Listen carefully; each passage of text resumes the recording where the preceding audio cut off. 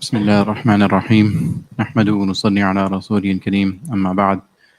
In a hadith, the Prophet ﷺ has told us that the person who sleeps with a full stomach while their neighbor is hungry, they spend the night hungry, then that person is not a true believer.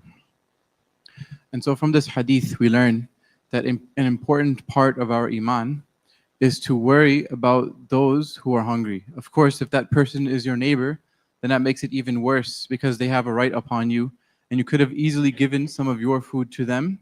And so the fact that you not do so shows that you don't even have the minimum level of iman that a person, a true believer, is supposed to have. At the same time, even if they are not your neighbor, our iman dictates that we should worry, especially if they are our Muslim brothers. And especially if, as we see in Gaza, the starvation has reached such levels that people are dying. Many people daily are dying of starvation. When we see the pictures and videos that are coming out of there, it just pains the heart. And it should pain the heart, and we should continue talking about it. We should continue learning about it so that we can make dua and at the very least feel the pain in our hearts, and also make whatever efforts we can, whatever money we can spare. We know that there are some outlets through which we can send some money over there and to get some aid.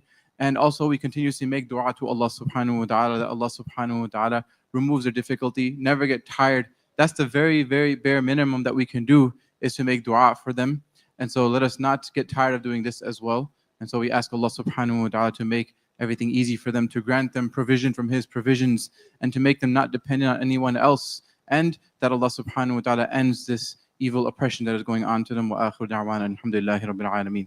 Finally, I just wanted to announce that today, as we will be doing every Tuesday after Salat al-Maghrib for some weeks, is that we have a series in which we talk about the misunderstood verses of the Quran. And so the verse that we will talk about today is Surah An-Nisa, ayah 34, which talks about how the men of the household are the ones who are in charge and they have a position of authority. And also the claim that some people make that this verse supports domestic violence. And so we will break down this claim and show how this ayah is, mashallah, very understandable to everybody in our context. And also, it just needs to be explained in a certain way. And so we will be talking about this, inshallah. This is an ayah that commonly people misrepresent. And so it is important for us to learn about it for our own faith and also so we can explain it to others. May Allah subhanahu wa ta'ala grant us all tawfiq. Subhana rabbika rabbil izzati amma